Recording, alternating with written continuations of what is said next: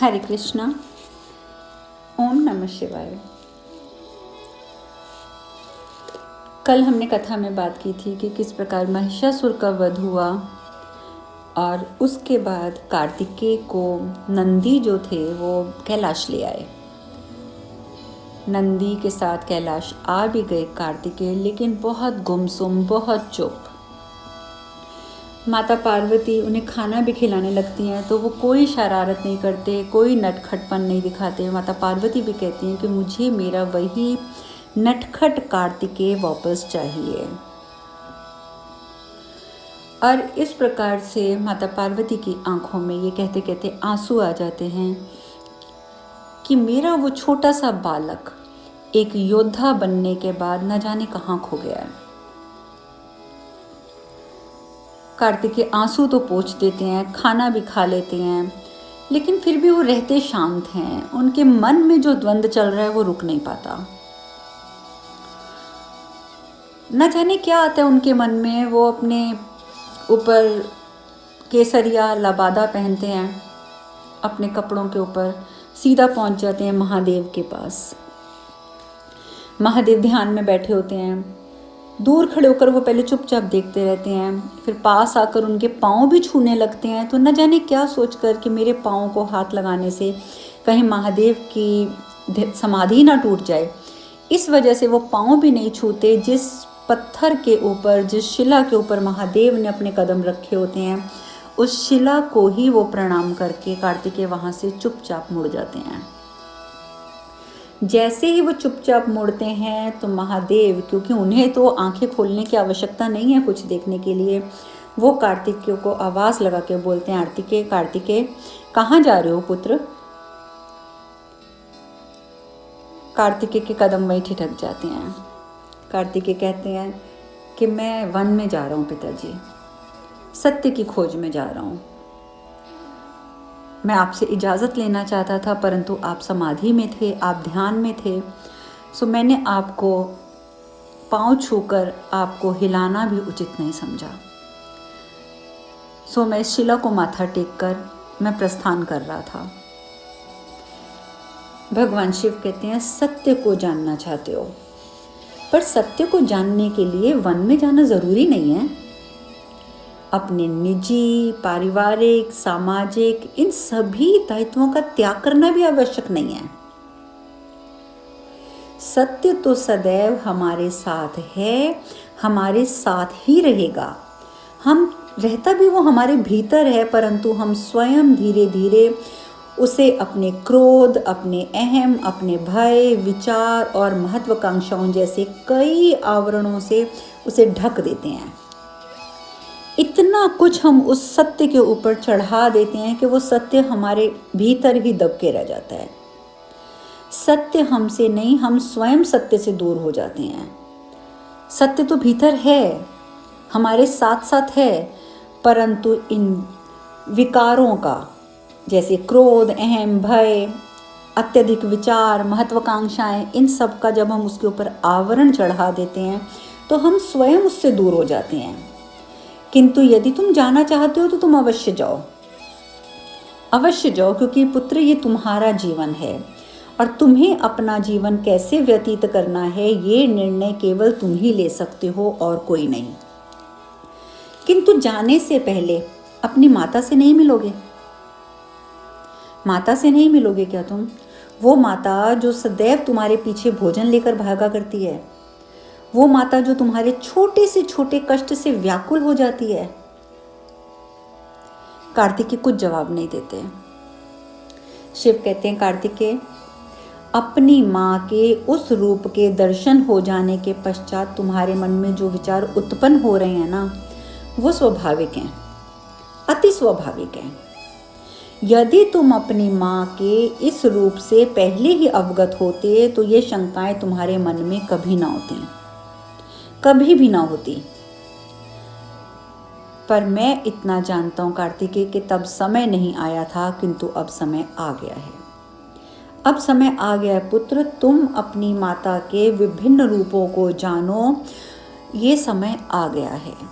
और जब तक तुम अपनी माता के विभिन्न रूपों को नहीं जान लेते, तब तक तुम सत्य तक नहीं पहुंच सकते हो। आज मैं तुम्हें सब बताता हूँ तुम्हें। इसी में निहित है समस्त सृष्टि का ज्ञान जो मैं तुम्हें आज देने जा रहा हूँ। कार्तिकेय वही हाथ जोड़े हुए खड़े रह जाते हैं।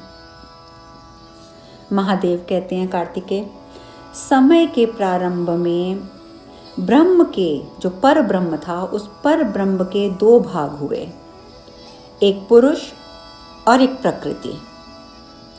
पुरुष ने अपने आप को 3 भागों में विभाजित किया, सृजनकर्ता ब्रह्मा, पालनकर्ता विष्णु और संहारकर्ता यानी कि विलीनकर्ता मैं।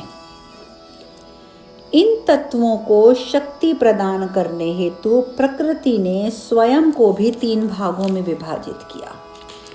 जिस प्रकार से पुरुष ने स्वयं को 3 भागों में विभाजित किया, उसी प्रकार शक्ति ने भी स्वयं को 3 भागों में विभाजित किया। किन 3 भागों में? लक्ष्मी, सरस्वती और शिवा।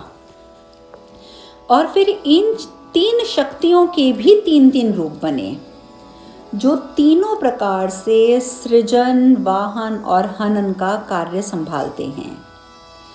इनके ये 9 रूप ही 9 दुर्गा के नाम से आगे चलकर भी प्रख्यात होंगे। आज मैं तुम्हें उन 9 रूपों के बारे में बताता हूँ। तुम्हारी माता भी आदि शक्ति का एक भाग है। माता लक्ष्मी और माता सरस्वती भी 2 अलग अलग भाग हैं। अब इन तीनों के जो 9 रूप बने हैं, तीनों से जो 9 रूप बने हैं, अब तुम उनके विषय में सुनो। इनका सबसे पहला रूप आता है शैलपुत्री। शैलपुत्री रूप पर्वतराज हिमावन की पुत्री यानी कि देवी पार्वती का वो रूप जब वो हिमालय के घर पैदा हुई थी। महादेव बताते हैं कि इनका वाहन वृषभ है, इसीलिए इन्हें वृषानुराग के नाम से भी जाना जाता है।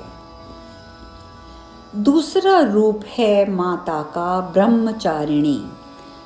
ब्रह्म अर्थात तपस्या, चारिणी यानी कि आचरण करने वाली। ये रूप उसके अनुआचरण का प्रतीक है, जिसके माध्यम से इन्होंने मुझे अपने पति के रूप में प्राप्त किया। तीसरा रूप है चंद्रघंटा। मस्तक पर घंटे के आकार का आधा चंद्र। ये रूप अत्यंत शांतिदायक और कल्याणकारी है। विभिन्न अस्त्र शस्त्र इनकी 8 भुजाओं में सुसज्जित रहते हैं। इनका तीसरा नेत्र सदैव खुला रहता है। इनका वाहन सिंह है और ये युद्ध करने हेतु सदैव तत्पर रहती हैं। पर मैं एक बात और बता दूं कि युद्ध करने को बेशक ये सदैव तत्पर रहती हैं, परंतु फिर भी इनकी आराधना करने से निर्भीकता के साथ साथ सौम्यता और विनम्रता का भी विकास निश्चित है। ये जो मृत्यु भी देती है ना, वो भी सुखकारक और निर्भीक अवस्था में होती है। इनकी मंद मंद हंसी से संसार का जन्म संभव होता है। इसी कारण इन्हें कुष्मांडा के नाम से भी जाना जाता है। चौथा रूप है अष्टभुजा, शस्त्रधारिणी हिरण्यवर्णा। केवल यही वो रूप है जो सूर्य के भीतर रहता है, जिसमें जो ये रूप है वो सूर्य के भीतर वास करता है। 10 दिशाएं इन्हीं से आलौकिक होती हैं और इनकी कृपा से मूढ़ता भी ज्ञान में परिवर्तित हो जाती है। इतना प्रभावशाली ये रूप है। 5वां रूप है स्कंद माता अर्थात तुम्हारी माता, सिंह वाहिनी। इनकी उपासना करने से मोक्ष का मार्ग सुलभ हो जाता है। 6ठा रूप है कात्यायनी, जिस रूप में इन्होंने महिषासुर का वध किया और इनके महिषासुर को वध करने के कात्यायनी रूप की आराधना करने से अर्थ, काम, मोक्ष सभी चीजों की प्राप्ति होती है। इसके बाद 7वां रूप आता है श्याम रंग, खुले केश, एक हाथ में लोहे का कटोरा, एक में खड़क। ये रूप कालरात्रि रूप कहलाता है। कालरात्रि रूप ये अंधकार का विनाश करती हैं। इनकी आराधना करने से असुरी शक्तियां भी भयभीत हो जाती हैं और किसी के नज़दीक नहीं आती हैं। 8वां रूप है श्वेत वर्ण, श्वेत वस्त्रों से सुसज्जित, चतुर्भुज, त्रिशूल धारिणी, ताल वाद्य धारण करने वाली। इस रूप में उपासकों को ये अभय दान देती हैं और इनका ये रूप महागौरी रूप कहलाता है। और पुत्र 9वां रूप है सिद्धदात्री।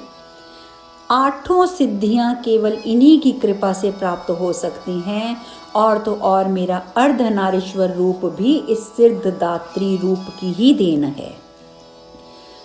और इस प्रकार से 9 रूपों के दर्शन करवाए महादेव ने कार्तिकेय को। तब तक माता पार्वती भी आ जाती हैं। माता पार्वती आके कहती हैं कि पुत्र, यदि तुमने ताड़कासुर का वध नहीं भी किया होता तब भी तुम हमारे पुत्र ही होते, और उसी प्रकार हम कोई भी रूप धारण करें किंतु सदैव हम तुम्हारी माता थी, तुम्हारी माँ थी और तुम्हारी माँ रहेंगी। संसार के प्रति हमारे दायित्व, हमारी उपलब्धियां संबंधों के निर्णायक नहीं होते हैं। संतान में माता पिता के गुण होना स्वाभाविक होता है पुत्र, और किंतु यदि कोई तुम्हारी तुलना तुम्हारे माता पिता से करे तो ये उसकी भूल है, क्योंकि तुम्हारा अपना अस्तित्व है, तुम्हारा अपना उद्देश्य है, तुम्हारा अपना महत्व है जो तुमसे कोई नहीं छीन सकता।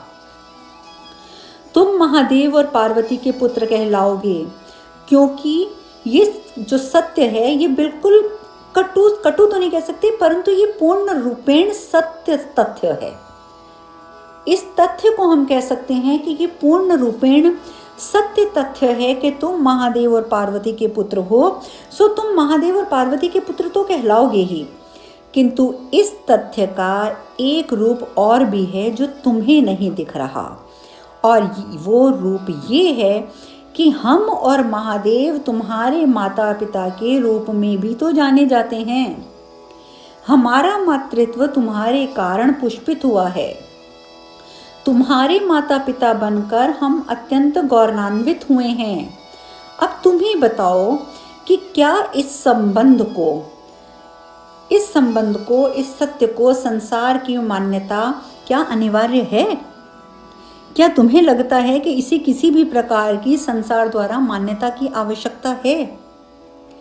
कार्तिकेय जब ये बात सुनता है, जब ये बात समझता है, बहुत रोता है, माँ के हृदय से लगकर बहुत रोता है। कार्तिकेय कहते हैं, माँ मैं भयभीत हो गया था मैं उस दिन। आपकी पिताजी की महानता में मैं एक पुत्र को माता पिता से दूर होने का आभास होने लग गया था। मुझे लगा कि एक पुत्र के रूप में मैं तो आपके काबिल ही नहीं हूँ, और आपकी महानता से आपका ये पुत्र आपसे दूर होने लग गया था।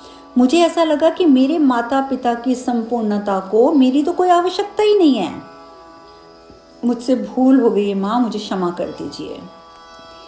माता पार्वती कहती हैं कि हमें छोड़कर जाने का विचार कभी भी अपने मन में मत लाना पुत्र, कभी भी नहीं। कार्तिकेय भी रोते हुए कहते हैं, नहीं माँ, कभी नहीं। मैं आपको वचन देता हूँ कि आपसे आज्ञा लिए बिना मैं कभी कहीं नहीं जाऊँगा। भगवान शिव के चरणों में भी बैठ जाता है, कहता है कि पिताजी मैंने आपको बहुत निराश किया है, मुझे क्षमा कर दीजिए। महादेव आशीर्वाद देते हैं और कहते हैं, नहीं कार्तिकेय, इस बात को तुम इस तरीके से मत सोचो। मैं तो इस बात को इस तरीके से तुम्हें कहूँगा कि भटकना तो नए मार्ग ढूंढने हेतु अनिवार्य होता है। यदि आप भटकोगे नहीं तो नए मार्ग कहाँ से ढूंढोगे? सो भटकना तो अनिवार्य है, और तुमने तो अपना मार्ग स्वयं निर्देशित किया है। कार्तिकेय कहते हैं, पिताजी मैं समझा नहीं। महादेव कहते हैं, हाँ पुत्र, दक्षिण की ओर अभी भी दैत्यों का, असुरों का बहुत आतंक है। सो मैं चाहता हूँ कि तुम हमारी छाया से निकलकर दक्षिण की ओर प्रस्थान करो, वहाँ के निवासियों की रक्षा का भार संभालो और अपने दायित्व की पूर्ति करो। अपनी नई पहचान बनाओ ताकि संसार कल को ये कहे कि महादेव और पार्वती वीर कार्तिकेय के माता पिता हैं। जाओ कार्तिकेय, हमें गौरवान्वित करो। और इस प्रकार से महादेव आशीर्वाद देते हैं कि हम देखिए, एक जो माता पिता होते हैं, ये उन्हीं की ही दिमाग की उपज है, उन्हीं की ही ये सोच है कि वो यहाँ तक सोचते हैं कि उनको अगर उनके पुत्रों के नाम से भी जाना जाए तो वो स्वयं को गौरवान्वित महसूस करते हैं। भगवान शिव ने स्वयं कहा कि मुझे खुशी होगी जब संसार ये कहेगा कि ये कार्तिकेय के माता पिता हैं, ना कि कार्तिकेय इनका पुत्र है। देखिए, इन दोनों बातों में फर्क है। तो माता पिता बनना है तो इस प्रकार के माता पिता बनिए। उधर दूसरी ओर इंद्रदेव, जिनके मन में कार्तिकेय का भय समाया हुआ है कि कार्तिकेय मेरे राज सिंहासन को कहीं मुझसे छीन ना ले। देखिए, वो तो सपने में भी अब यही देखने लग गए हैं कि कार्तिकेय राज सिंहासन पर बैठ रहा है। सिंहासन को बुरी तरीके से पकड़कर चिल्लाते चिल्लाते उनकी नींद खुल जाती है। अरे कार्तिकेय, तुम मेरा सिंहासन नहीं छीन सकते, तुम मेरा सिंहासन नहीं छीन सकते। नारद मुनि आ जाते हैं। नारद मुनि आके देखते हैं अकेले सिंहासन पर बैठे हुए हैं इंद्रदेव। वो कहते हैं, इंद्रदेव, एक वीर सेनापति के रूप में कार्तिकेय का योगदान जो था वो अतुलनीय था, ये बात आप जानते हैं। मैं तो आपसे सिर्फ इतना कहने आया हूँ कि आप भी अब उसका सम्मान उसे लौटा दीजिए उसका सम्मान। आपने जो उसे वेदना पहुँचाई है ना, उसकी क्षतिपूर्ति से आपका मान तो कम नहीं होगा। हाँ, किंतु आपकी ग्लानि, आपका भय, इससे आप ज़रूर मुक्त हो जाएंगे। आज आप जिस भय में जी रहे हैं ना, आपको उस भय से मुक्ति मिल जाएगी। अन्यथा देवराज, आप जिस मार्ग पर चल रहे हैं उसका अंत आपके लिए विनाशकारी सिद्ध हो सकता है। समय बीतता जा रहा है देवराज, समय बीतता जा रहा है। मेरा कर्तव्य था आपको दर्पण दिखाना, मैंने दिखा दिया। अब आगे आप जाने। नारायण नारायण नारायण नारायण। इंद्र मन ही मन में सोचता है, कहता है कि सत्य कहा मुनिवर आपने। सत्य तो सदैव सत्य ही होता है, शाश्वत होता है। और सत्य ये है कि ये सिंहासन सिर्फ मेरा है, इस पर सिर्फ मेरा अधिकार है और मेरा ही रहेगा। कार्तिकेय ने एक बार इसके समीप आने की कोशिश करी है, पर अब मैं इसे दोबारा ये मौका नहीं दूंगा कि वो मेरे सिंहासन के करीब भी आए। और आप सोच रहे हैं कि मैं जाकर कार्तिकेय को आभार प्रकट करूं, तो यानी कि आभार प्रकट करके मैं उसे पुनः मौका दूं कि तुम मेरे सिंहासन के करीब आ जाओ। नहीं मुनिवर, नहीं, अब ये नहीं होगा। अब तो इस प्रतिस्पर्धा का अंत ही होगा और अब मैं कार्तिकेय का विनाश करके रहूँगा। मैं कार्तिकेय का अंत ही कर दूंगा ताकि ये झंझट जो है हमेशा के लिए खत्म ही हो जाए। कहने का तात्पर्य ये है कि जो व्यक्ति एक बार दुर्बुद्धि हो जाता है ना, उसे आप जितनी मर्जी कोशिश कर लीजिए, उसका दिमाग गलत तरफ ही जाता है। और यही हाल इंद्रदेव का भी है, इंद्रदेव का भी है। अब माता पार्वती हैं, वो कहती हैं कि हम जानते हैं कि कार्तिकेय को किसने उकसाया था। अब मैं आपसे ये पूछती हूँ महादेव कि कार्तिकेय को उकसाकर उसे क्या मिला? तो महादेव बोलते हैं, तुम किसकी बात कर रही हो? माता पार्वती कहती हैं, आप इतनी अनभिज्ञ ना बनिए महादेव। आप जानते हैं कि इंद्रदेव ने कार्तिकेय को उकसाया था। मैं आपसे यही तो पूछ रही हूँ कि उकसा कर क्या मिला? क्या ये कृत्य उनके पद की गरिमा को शोभा देता है? क्या शोभा देता है? हम आपको एक बात बोले महादेव, हम इंद्र के इस व्यवहार से अत्यंत कुपित हैं, अत्यंत कुपित। महादेव कहते हैं, पार्वती, माता पार्वती कहती हैं, देखिए स्वामी, हम जो कहना चाहते हैं ना, हमें कह लेने दीजिए। शिव कहते हैं, पार्वती, जो तुम कहना चाहती हो वही तो तुम नहीं कह रही हो। अब मैं कथा में आज यहीं विश्राम लेती हूँ, फिर कहीं ये फाइल बड़ी ना हो जाए, तो बाकी हम चर्चा कल करेंगे। हरे कृष्ण कृष्ण कृष्ण हरे हरे, हरे राम राम राम हरे हरे। आप सब खुश रहें, सुखी रहें, स्वस्थ रहें। हरे कृष्णा। ओम नमः शिवाय, ओम नमः शिवाय, ओम नमः शिवाय।